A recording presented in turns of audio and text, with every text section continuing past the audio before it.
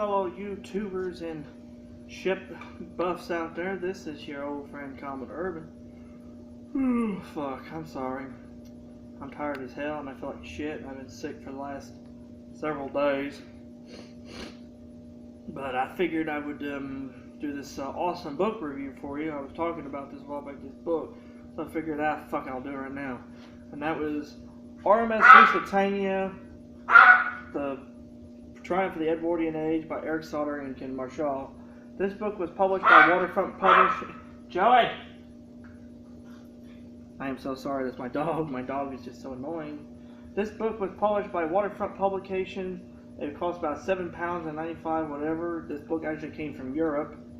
This is a European book. I actually had to wait almost 2 weeks for this thing to be mailed in, and I finally did get it a while back, and I finally have it. So basically, it's kind of like a summary of the Lusitania's history, which has basically been crammed into basically 49 pages altogether, from like the front cover, which I love the inside of the front cover, which is this awesome picture of the ship in Liverpool. I love the front cover there too, because you see this really epic picture of the Lusitania at high speed during her sea trials.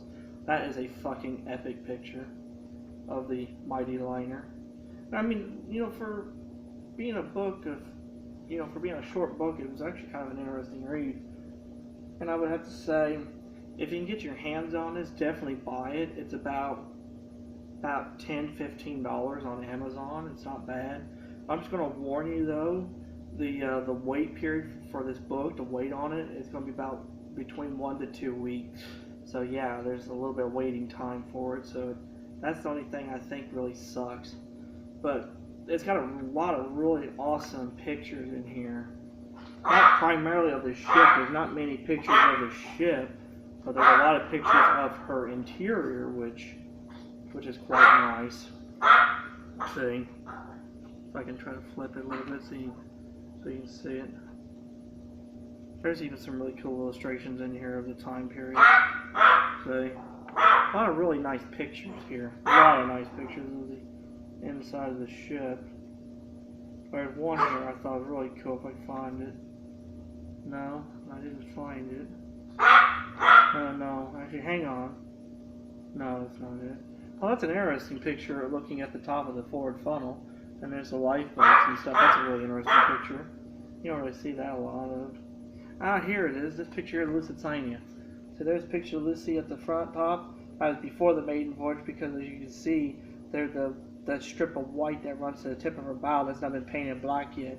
And the picture on the bottom is her sister Mauritania. Can you see the differences? Yeah, I can name them off right now as the vents. Because the Lusitania, it says right here.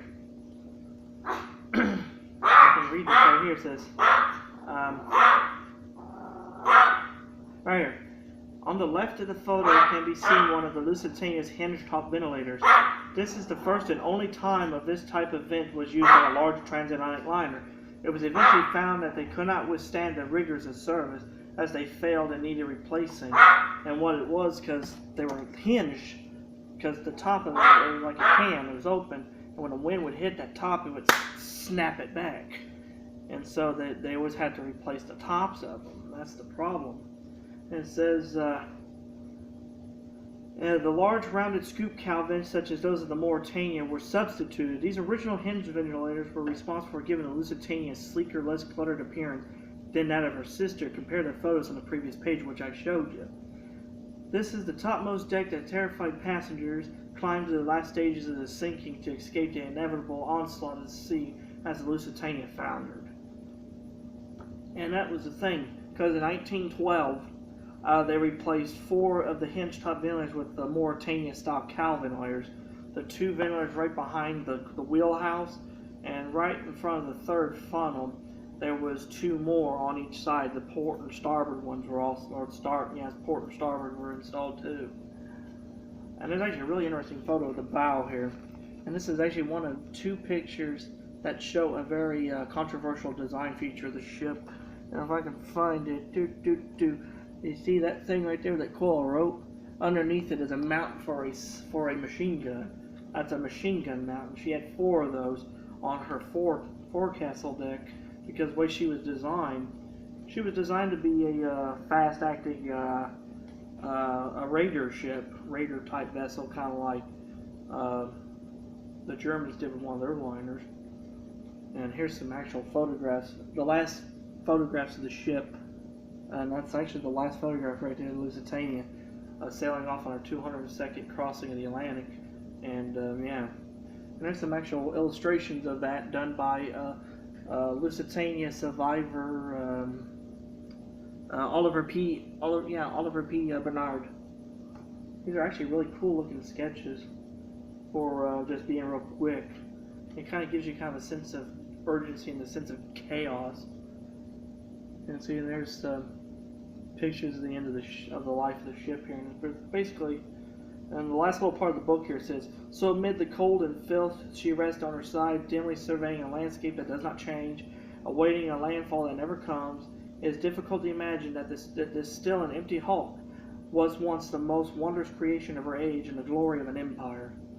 And there's the back of the book, which has this really awesome picture of Lusitania. You can see her right there in the distance. And then there's this period illustration out of an old Cunard brochure. But yeah, it's a really wonderful book, and if you want to learn a little bit about the Lusitania, this is the book to do it with. So, hope you enjoy that. This is Commodore Urban saying, have fair skies and clear seas, and smooth sailing with you.